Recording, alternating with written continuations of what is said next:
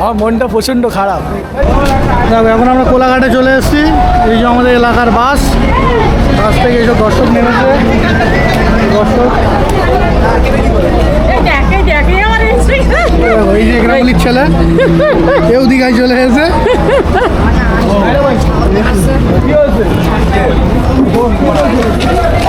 আরে তুই কিছু বলবে? হ্যাঁ আমি কিছু বলবো, আমার দীঘা খুব ভালো লাগছে। এই কি এখন দীঘায় এসছো? না না, এখন আমরা এখন আছি কোলাঘাটে আছি। আচ্ছা, কোলাঘাটে খাওয়া দাওয়া করেছো? না এই খেলাম, এখন চিপস খেয়েছি, কোক খেয়েছি। খেয়েছো? হ্যাঁ খেয়েছি। আমার বাপ বক্তব্য রাখবে। কি বলো? আর কি বলবো, খুব দুঃখিত, আমার ভালো লাগেনি কেন? এবার দীঘাটা। কি হয়েছে? খুব মানে অশান্তির মধ্যে এসেছি এখন তো। তো তুমি দীঘায় পৌঁছাতে পারোনি। পৌঁছাইনি, যতদূর এসছি এই পর্যন্ত আমার খুব একটা ভালো লাগেনি। এখন সামনে কি হবে বলা যাচ্ছে না। সামনে ভালো লাগতেও পারে। হ্যাঁ ভালো লাগতেও পারে, আবার নাও লাগতে পারে, ঠিক আছে। এবার আমাদের এই বলো কিছু বলো। আমার এর মধ্যে বলার মতন কোনো কথা নেই। কেন? আমার মনটা প্রচণ্ড খারাপ।